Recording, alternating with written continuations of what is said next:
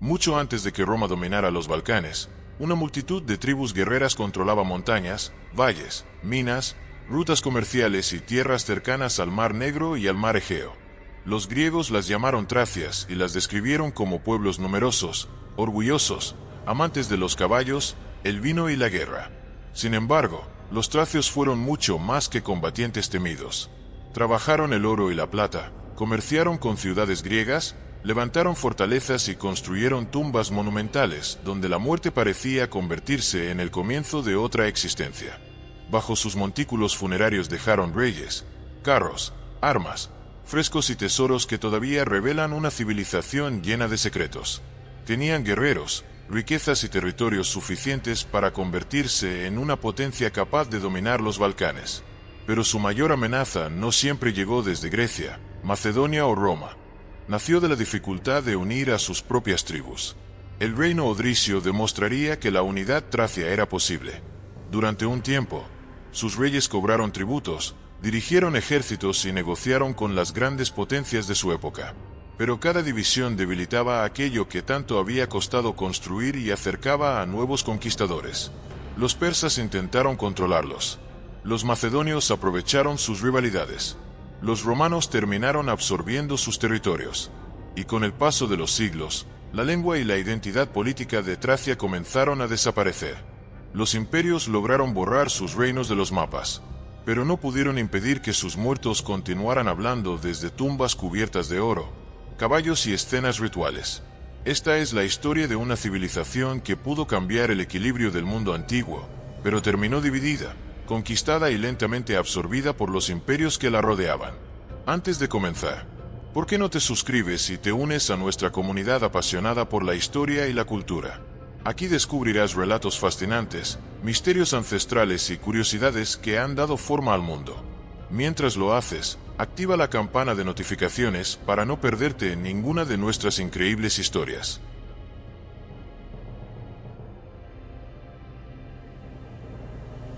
El origen de los tracios se pierde en una zona de Europa donde montañas, llanuras, ríos y costas formaban un territorio difícil de dominar.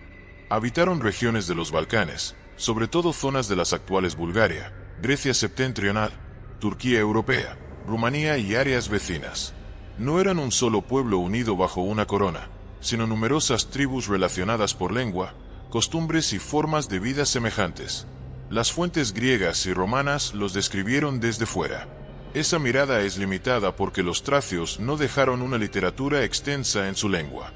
Por eso, su historia debe reconstruirse mediante testimonios extranjeros, arqueología, tumbas, armas, joyas y fortalezas. Desde las ciudades griegas, los tracios podían parecer una multitud desordenada de guerreros y campesinos. Pero bajo esa apariencia existía una cultura antigua, rica y adaptada a uno de los territorios más estratégicos de Europa. Los tracios pertenecían al amplio mundo indoeuropeo. Su identidad se formó en contacto con otros pueblos. Entre sus tribus estaban los odricios, besos, getas, tribalos, satras y muchas otras. Algunas vivían cerca de las costas y mantenían contacto intenso con colonias griegas. Otras ocupaban montañas y valles del interior, donde conservaban mayor autonomía. El territorio influyó en su psicología. Las montañas favorecían comunidades independientes. Los valles permitían agricultura y ganadería. Los ríos conectaban rutas y las costas acercaban productos e ideas griegas. Esa diversidad creó riqueza, pero también fragmentación. Cada tribu defendía su libertad, sus jefes y sus tierras. La economía tracia se apoyaba en agricultura, ganadería, minería y comercio. Cultivaban trigo, cebada, mijo, uvas y otros productos. Criaban caballos, ovejas, cabras, cerdos y ganado. Los caballos eran claves. Un noble con buenas monturas podía desplazarse, combatir, cazar y mostrar prestigio. La tierra tracia también era rica en oro, plata, cobre y hierro, recursos que atrajeron a vecinos poderosos. La gastronomía reflejaba esa base económica. Comían panés, gachas, carne, queso, miel, pescado y frutas. El vino era importante entre las élites y en los ritos. Los banquetes reforzaban alianzas, mostraban riqueza y confirmaban la autoridad del jefe. En una mesa tracia, el vino podía unir a aliados. pero también podía recordar quién tenía más caballos, más guerreros y más oro para repartir. La jerarquía social incluía reyes o jefes tribales, nobles, sacerdotes, guerreros, campesinos, artesanos, dependientes y esclavos. El poder de un líder dependía de su capacidad para proteger, conquistar, repartir botín y mantener lealtades. No bastaba con un linaje prestigioso. Un jefe que perdía batallas o no recompensaba a sus seguidores podía ver debilitada su autoridad. El comportamiento social tracio estaba marcado por honor, coraje, autonomía y lealtad al grupo. Las fuentes antiguas insistieron en su carácter guerrero, aunque a veces exageraron para presentarlos como bárbaros. Lo cierto es que participaron en guerras locales, sirvieron como mercenarios y fueron valorados por su conocimiento del terreno, su movilidad y el uso de lanzas, arcos, escudos y la espada curva llamada sica. La arquitectura tracia no se basó en grandes ciudades como Atenas. Había aldeas, fortalezas, residencias aristocráticas y centros defensivos. Con el tiempo, algunos reyes levantaron palacios, santuarios y tumbas monumentales que revelaron una capacidad política mayor de la esperada. La religión estaba ligada a la naturaleza, los antepasados y el mundo de los muertos. Montañas, cuevas, bosques, ríos y fuentes podían ser espacios sagrados. Existían sacerdotes y cultos locales. Las creencias variaban entre tribus, pero muchas compartían una preocupación profunda por la muerte y la continuidad del poder después de ella. Esa visión se haría visible en sus tumbas cubiertas por grandes montículos. Los griegos fundaron colonias en las costas del Mar Negro y del Mar Egeo. Estas ciudades trajeron cerámica, monedas, vino, aceite, objetos de lujo y modelos artísticos. A cambio, obtenían metales, madera, cereales, animales, pieles y esclavos. La relación no fue simple dominación cultural. Los tracios adoptaron elementos griegos, pero los transformaron según sus propios valores. Los griegos creían estar llevando civilización a las fronteras, pero también dependían de la riqueza, los caminos y los guerreros de aquellos pueblos a quienes llamaban bárbaros. El contacto con Persia fue decisivo. Durante las campañas aqueménidas en Europa, varias tribus tracias quedaron bajo presión o dominio persa. Algunas resistieron, otras negociaron y otras fueron incorporadas a estructuras imperiales. Esta experiencia mostró que podían ser sometidos por separado con mayor facilidad que unidos. Heródoto dejó una observación famosa. Si los tracios estuvieran bajo un solo gobernante, serían invencibles o difíciles de vencer. Aunque la frase refleja una mirada griega, resume su gran problema histórico. Eran numerosos, ricos en recursos y buenos combatientes, pero la fragmentación política impedía convertir ese potencial en una fuerza estable. Las guerras entre tribus podían nacer por tierras, rutas, ganado, prestigio o rivalidades dinásticas. Una alianza duraba mientras existiera una amenaza común, pero podía romperse cuando cambiaban los intereses. Esta inestabilidad sería aprovechada por persas, macedonios y romanos. Cada potencia entendió que no era necesario destruir a todos los tracios a la vez. Bastaba con enfrentar a unos contra otros. El enemigo más peligroso no siempre llegaba desde fuera. A veces aparecía cuando una tribu prefería conservar su libertad inmediata, aunque con ello debilitara el futuro de todas. Las leyendas asociaron a Tracia con Orfeo y Dioniso. No son hechos históricos, pero muestran cómo los griegos imaginaban aquella tierra, llena de música, vino y misterios. Así comenzó la civilización tracia, como un mosaico de tribus guerreras, agricultores, mineros, jinetes, sacerdotes y comerciantes. Su territorio les dio recursos y protección, pero también los dividió. El contacto con griegos, persas y pueblos vecinos los enriqueció, aunque también los expuso a nuevas ambiciones. Los tracios poseían casi todo lo necesario para construir una gran potencia: población, metales, caballos, tierras fértiles y rutas. Lo que todavía no tenían era una autoridad capaz de unirlos durante generaciones. Y cuando por fin surgiera un reino dispuesto a intentarlo, el equilibrio de los Balcanes empezaría a cambiar.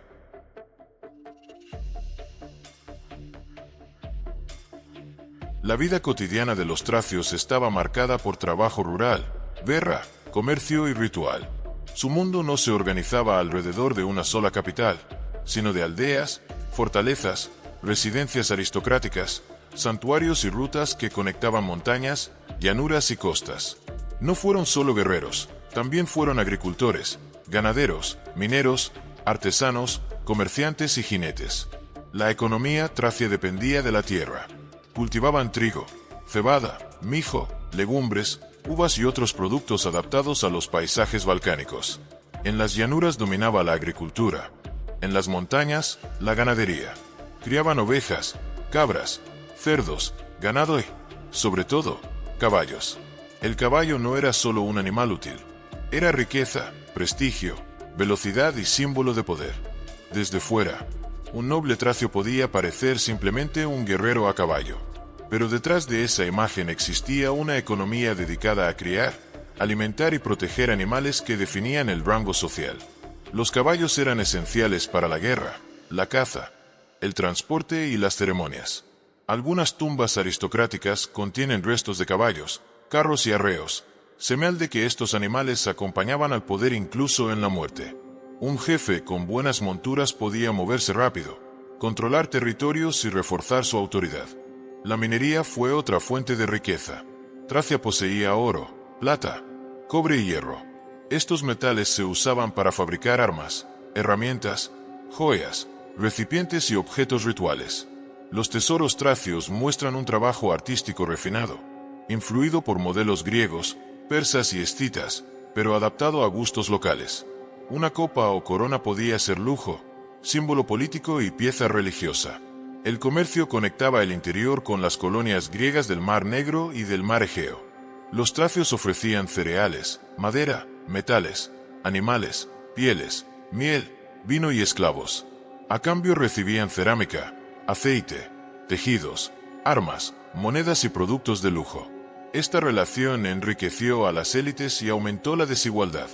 Los griegos podían despreciar a los tracios como bárbaros, pero sus mercados dependían de los recursos, caballos y metales que llegaban desde aquellas tierras consideradas inferiores.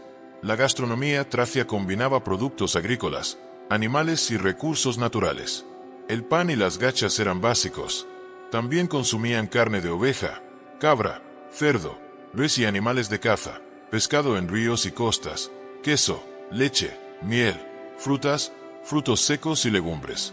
El vino ocupaba un lugar especial. No era únicamente bebida cotidiana o festiva, sino parte de banquetes, alianzas y ritos. Los banquetes aristocráticos tenían una función política. El rey o noble ofrecía carne, vino y regalos para mostrar generosidad. Los guerreros reafirmaban lealtad. Los invitados observaban la riqueza del anfitrión. Beber juntos podía sellar acuerdos, celebrar victorias o recordar jerarquías. Cálices, copas y cuernos para beber transmitían prestigio. La jerarquía social estaba encabezada por reyes y jefes tribales. Debajo estaban nobles, sacerdotes, guerreros, administradores, campesinos, pastores, artesanos, dependientes y esclavos. La posición dependía del linaje, la riqueza, las tierras, los caballos y los seguidores. La aristocracia guerrera controlaba recursos y rutas. Los campesinos sostenían la base material del sistema. Las mujeres podían ocupar papeles importantes dentro de familias nobles y alianzas matrimoniales. Las fuentes son limitadas, pero la arqueología muestra tumbas femeninas con joyas y objetos de prestigio. Eso sugiere que ciertas mujeres tenían rango, riqueza y valor dinástico. La vestimenta variaba según región y estatus. Los tracios usaban prendas de lana, cuero y tejidos locales. Algunas fuentes mencionan capas, pantalones, gorros y túnicas, útiles para el clima y la movilidad. Los adornos de metal, fíbulas, collares, brazaletes y cinturones indicaban identidad y posición. También existen referencias antiguas a tatuajes entre algunos grupos, aunque no deben generalizarse. Las armas eran parte central de la cultura. Usaban lanzas, arcos, jabalinas, escudos y espadas. La sica, una espada o daga curva asociada a guerreros tracios, se convirtió en uno de sus símbolos más conocidos. Su forma permitía atacar alrededor del borde de ciertos escudos.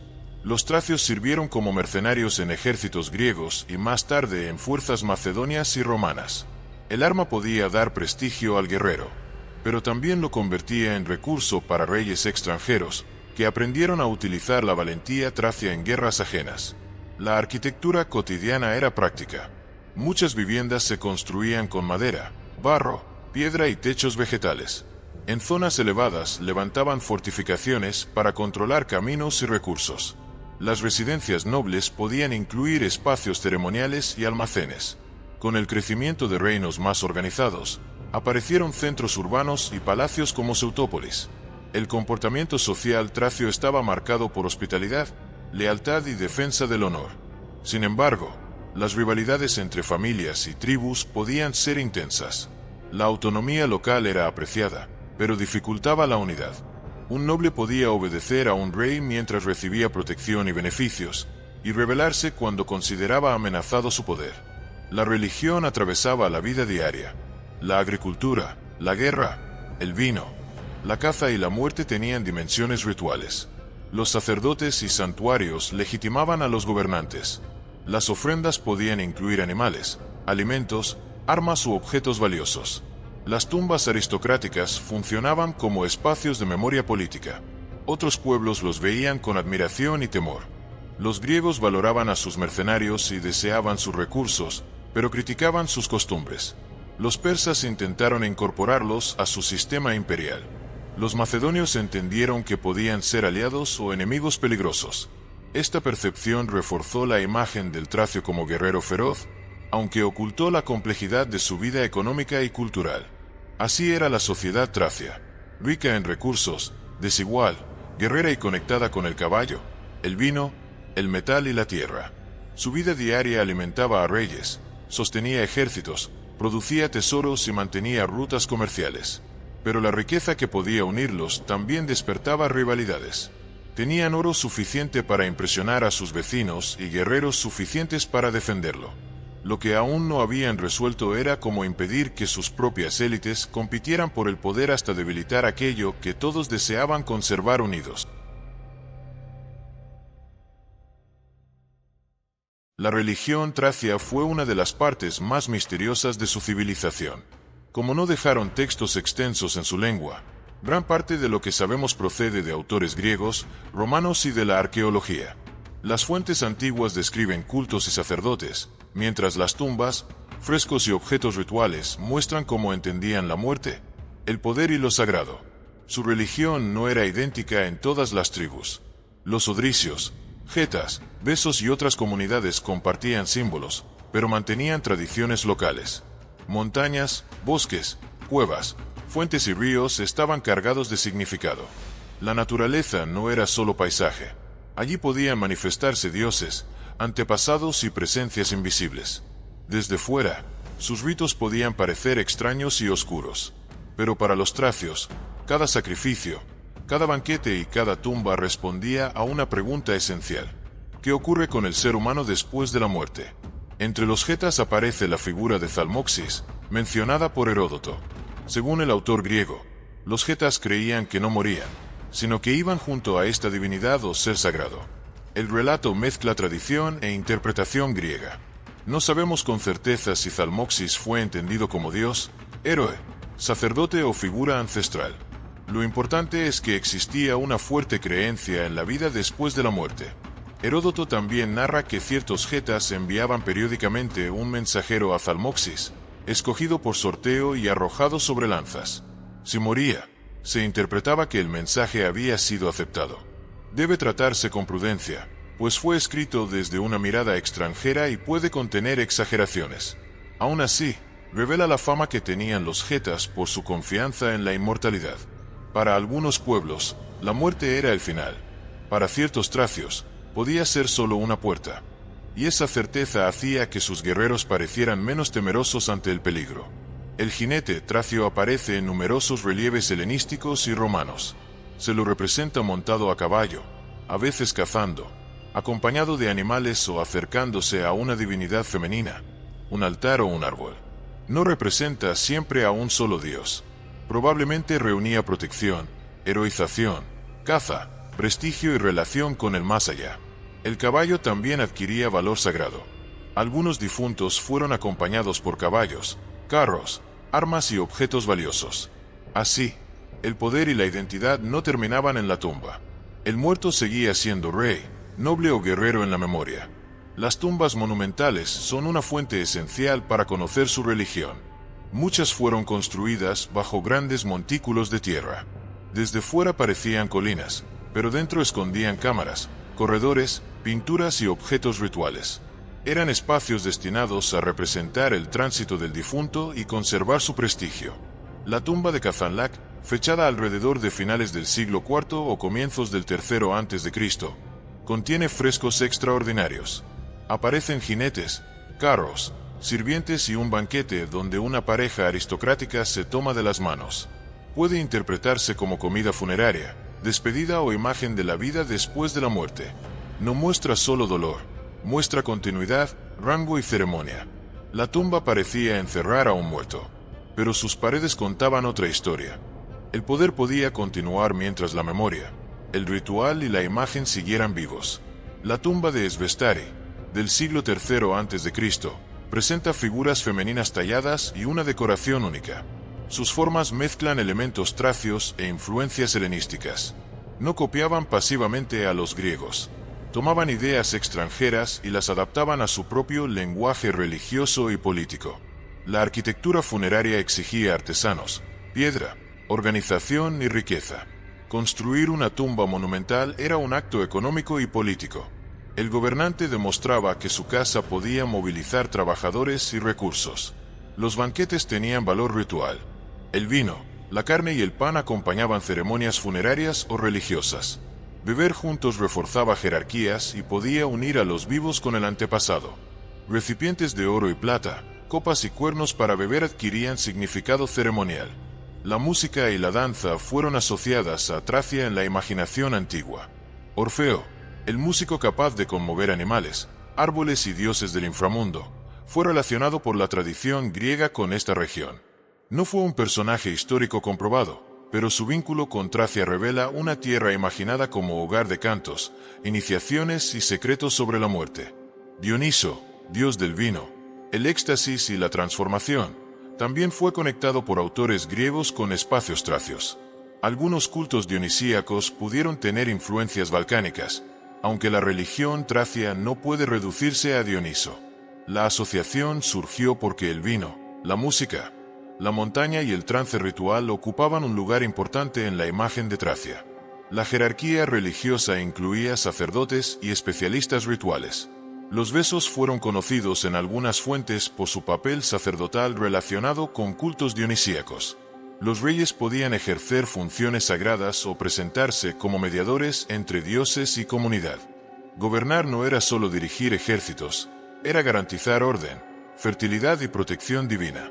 La religión influía en la guerra. Antes de una campaña podían sacrificar, consultar presagios o buscar favor divino. La valentía del guerrero podía apoyarse en la creencia de que el honor y la muerte tenían continuidad. Los griegos percibían a los tracios con una mezcla de fascinación y temor. Los asociaban con música, vino y misterios, pero también con exceso y salvajismo. Esa mirada decía tanto de los prejuicios griegos como de la realidad tracia. Roma incorporó después cultos locales y representaciones del jinete tracio. Los conquistadores podían imponer leyes y tributos, pero no podían borrar fácilmente una religión enterrada en montañas, tumbas, canciones y gestos repetidos durante generaciones. Así, la religión tracia convirtió la muerte en escenario de poder. Tumbas, frescos, caballos, banquetes y oro muestran una civilización obsesionada con la continuidad. No conocemos todos sus dioses, pero sí una idea central: morir no significaba desaparecer. Y esa creencia explica por qué sus reyes invirtieron tanta riqueza en la tierra de los muertos. Mientras los vivos olvidaban alianzas y fronteras, las tumbas seguían esperando bajo los montículos, conservando el último mensaje de Tracia. El poder puede caer, pero la memoria todavía puede vencer al tiempo. El reino odrisio fue el intento más importante de convertir la diversidad tracia en una fuerza política organizada. Surgió en el siglo V a.C., después de que la presencia persa en los Balcanes comenzara a debilitarse. Hasta entonces, muchas tribus habían actuado, defendiendo sus tierras, jefes y rutas. Pero la retirada persa dejó un vacío de poder que algunos líderes tracios supieron aprovechar. Terés I fue uno de los fundadores de esta estructura. Su autoridad no significó que todas las tribus obedecieran siempre, pero logró extender influencia, cobrar tributos y crear alianzas.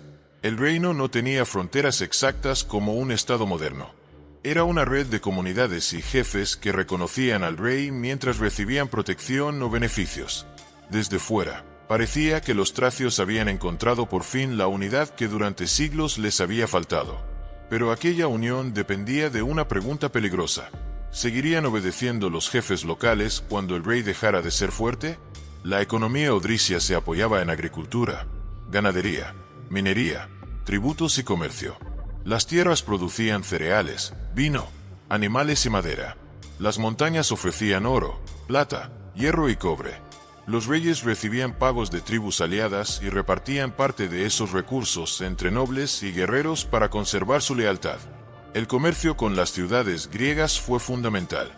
Atenas y otras polis necesitaban madera, metales, cereales, caballos y soldados.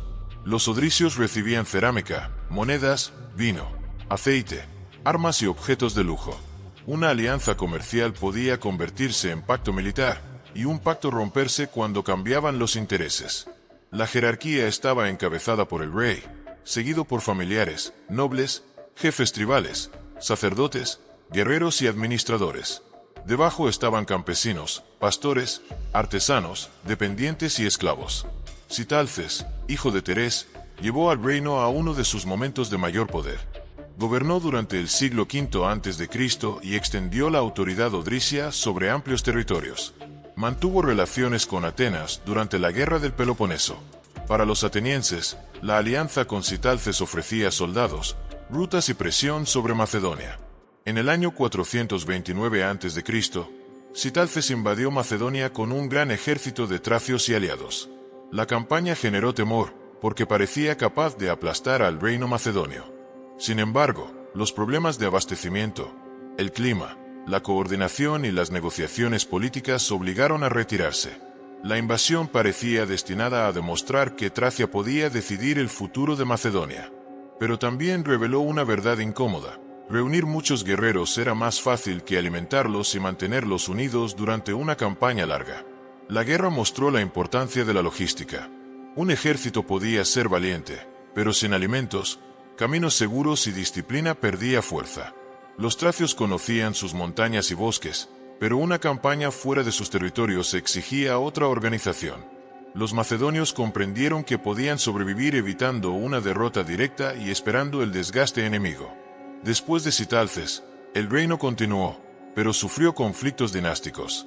Zeutes I fortaleció la autoridad y mantuvo relaciones con el mundo griego. Más tarde, Cotis I intentó consolidar poder y controlar territorios costeros. Cada sucesión podía provocar luchas entre familiares y nobles. La religión reforzaba el poder real. Los reyes patrocinaban santuarios, rituales, tumbas y banquetes funerarios. La arquitectura monumental mostraba que su autoridad estaba protegida por los dioses y debía continuar después de la muerte. Los grandes montículos y los objetos de lujo eran propaganda política bajo tierra. Seutópolis, asociada a Zeutes III y fundada a finales del siglo IV a.C., mostró una transformación importante. Fue una ciudad planificada con murallas, calles, edificios públicos, residencias y espacios religiosos. Aunque recibió influencia griega, expresaba también el poder de una dinastía tracia. Quienes los consideraban bárbaros podían ignorar una aldea, pero una ciudad amurallada, con palacios, monedas y santuarios, obligaba a reconocer que Tracia había aprendido el lenguaje del poder mediterráneo. El ascenso de Macedonia cambió el equilibrio. Filipo II reformó el ejército, fortaleció la caballería, organizó la falange y utilizó diplomacia, matrimonios y guerra. Mientras los tracios seguían divididos entre reyes y nobles, Macedonia construía una autoridad más centralizada. Durante el siglo IV a.C., Filipo intervino repetidamente en Tracia. Aprovechó conflictos internos, conquistó territorios y fundó ciudades. Los tracios lucharon, negociaron y se rebelaron, pero no pudieron mantener una unidad estable. Después de la muerte de Filipo, Alejandro Magno heredó el control macedonio y utilizó guerreros tracios en sus campañas. Los soldados tracios sirvieron como infantería ligera, jinetes y exploradores. Su movilidad era valiosa, pero esta integración tenía una ironía dolorosa. Los guerreros de un pueblo que había buscado dominar los Balcanes terminaron ayudando a Macedonia a conquistar Asia. Los tracios no fueron vencidos porque carecieran de valor. Fueron vencidos porque Macedonia convirtió la disciplina, la política y la continuidad del mando en armas más fuertes que la bravura dispersa. Los demás pueblos percibieron al reino odrisio con respeto. Atenas lo trató como aliado importante. Macedonia lo vio como rival y territorio estratégico. Las ciudades griegas comerciaban con sus reyes y contrataban a sus guerreros. Sin embargo, el reino nunca eliminó las lealtades tribales. Cuando un rey fuerte moría, las alianzas podían romperse. Los nobles defendían su autonomía y las potencias extranjeras apoyaban a distintos pretendientes. Así, la mayor fuerza tracia quedó atrapada entre su deseo de unidad y su tradición de independencia local. El reino odrisio demostró que los tracios podían organizar tributos, ciudades, ejércitos, diplomacia y comercio. También demostró que una unión basada en la fuerza personal del rey era vulnerable. Macedonia no necesitó destruir a todos los tracios, le bastó con intervenir en sus divisiones y absorber sus centros de poder.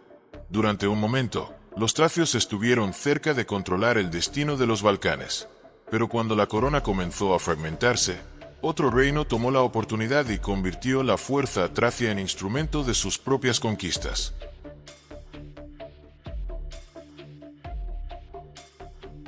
La caída de la civilización tracia no ocurrió en una sola batalla ni con la desaparición inmediata de su población. Fue un proceso largo en el que los reinos perdieron autonomía. Las élites se integraron en poderes extranjeros y la lengua dejó de usarse. Tracia no fue borrada de un día para otro. Fue transformada hasta dejar de existir como fuerza política independiente. Después del ascenso de Filipo II y Alejandro Magno, las regiones tracias quedaron bajo influencia macedonia. Algunos jefes aceptaron acuerdos, otros se rebelaron y otros sirvieron como aliados o mercenarios. Los guerreros tracios siguieron siendo apreciados por su movilidad, conocimiento del terreno y capacidad para combatir como infantería ligera o caballería. Pero esa habilidad también fue utilizada por reyes ajenos en guerras que ya no defendían únicamente intereses de Tracia. El valor de sus guerreros seguía siendo reconocido por todos. Pero cuanto más servían en ejércitos extranjeros, más difícil resultaba convertir ese valor en independencia propia. Tras la muerte de Alejandro en el año 323 a.C., sus generales lucharon por repartirse el imperio. Tracia quedó atrapada entre sucesores macedonios y reyes locales. Lisímaco gobernó una zona. Zeutes III intentó conservar una autoridad tracia desde Seutópolis, pero ya no podía reunir a todas las tribus bajo un dominio estable. La economía dependió de agricultura, ganadería, minería y comercio. Los campos producían trigo, cebada, uvas y legumbres. Los caballos conservaron valor militar y aristocrático. Las minas de oro, plata, cobre y hierro seguían atrayendo a gobernantes extranjeros. Las rutas que conectaban el Danubio, el Mar Negro, el Egeo y Asia Menor convertían a Tracia en un territorio demasiado importante para quedar fuera de las ambiciones imperiales. La jerarquía también cambió. Los antiguos reyes tribales fueron sustituidos o subordinados por monarcas clientes, gobernadores y autoridades extranjeras. Nobles locales podían conservar tierras si aceptaban servir a Macedonia o Roma. Los sacerdotes mantenían santuarios y cultos, pero las divinidades tracias empezaron a mezclarse con dioses griegos y romanos. El conquistador podía cambiar el nombre del rey y cobrar nuevos impuestos. Pero las creencias locales no desaparecían tan rápido. Sobrevivían bajo imágenes, nombres y rituales adaptados. Roma comenzó a intervenir con más fuerza en los Balcanes después de derrotar a Macedonia. Al principio no anexó toda Tracia. Prefirió utilizar reyes clientes que gobernaban con apoyo romano y servían como barrera frente a pueblos del norte. Esta estrategia permitía controlar la región sin desplegar una administración completa. Pero también alimentaba rivalidades, porque cada sucesión podía ser manipulada desde Roma. En el año 46 después de Cristo, bajo el emperador Claudio, Roma anexó formalmente el reino tracio y creó la provincia de Tracia. La decisión llegó después de nuevas disputas internas y rebeliones. Desde ese momento, el poder político independiente terminó. Sus territorios quedaron bajo gobernadores, impuestos, leyes y caminos romanos. Para Roma, la anexión parecía el final de un problema fronterizo. Para los tracios, era el momento en que su tierra seguía existiendo, pero ya no podía decidir su destino. La arquitectura cambió con la presencia romana. Se ampliaron caminos, puentes, ciudades, fortalezas, villas, baños y edificios administrativos. Centros como Filipópolis crecieron dentro de la red imperial. Las antiguas fortalezas y tumbas siguieron presentes, pero el paisaje urbano comenzó a hablar en formas romanas y griegas. Los tracios fueron reclutados en el ejército romano. Unidades auxiliares formadas por hombres de la región sirvieron lejos de sus hogares. La tradición guerrera no desapareció. Fue absorbida por la maquinaria imperial. Roma hizo con ellos lo que antes habían hecho Macedonia y otros poderes: utilizar su valor militar para defender fronteras lejanas. Espartaco, líder de la gran rebelión de esclavos iniciada en el año 73 a.C., fue descrito por fuentes antiguas como tracio. No sabemos con certeza a qué grupo pertenecía ni todos los detalles de su vida. Pudo haber servido como soldado antes de convertirse en esclavo y gladiador. Su rebelión no fue una guerra nacional tracia, pero su posible origen convirtió su figura en uno de los nombres más famosos asociados a aquel pueblo. La religión se adaptó. Cultos locales se mezclaron con divinidades griegas y romanas. El jinete tracio continuó siendo venerado. Más tarde, el cristianismo transformó otra vez el paisaje espiritual, sustituyendo templos y ritos, aunque algunas costumbres campesinas pudieron conservar ecos antiguos. La lengua tracia fue perdiendo terreno. En las ciudades predominaban el griego y el latín. La administración, el comercio, el ejército y la religión favorecieron idiomas imperiales. Sin textos extensos, escuelas propias ni un estado que la protegiera, la lengua desapareció gradualmente. Con ella se perdieron relatos y formas de comprender el mundo que nunca fueron escritos.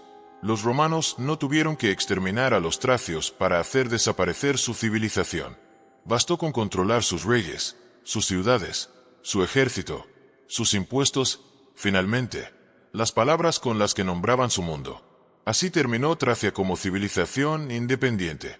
Primero perdió la unidad, después sus reinos, luego su autonomía y finalmente gran parte de su lengua. Su caída no fue una explosión repentina, sino un silencio que creció durante siglos. Pero bajo los montículos funerarios quedaron reyes y nobles acompañados por caballos, oro y frescos. Esas tumbas sobrevivieron a Macedonia, Roma y al paso del tiempo. Hoy revelan que detrás de la imagen del bárbaro existió una sociedad rica, desigual, religiosa y obsesionada con conservar el poder más allá de la muerte. Los imperios borraron a Tracia de los mapas políticos, pero no lograron impedir que sus muertos siguieran contando la historia que los vivos dejaron de escribir. La gran lección tracia es clara. Una civilización puede poseer guerreros, metales, rutas y tierras fértiles, y aún así perderlo todo si no consigue sostener una unidad duradera. Los tracios fueron admirados, temidos y utilizados por sus vecinos.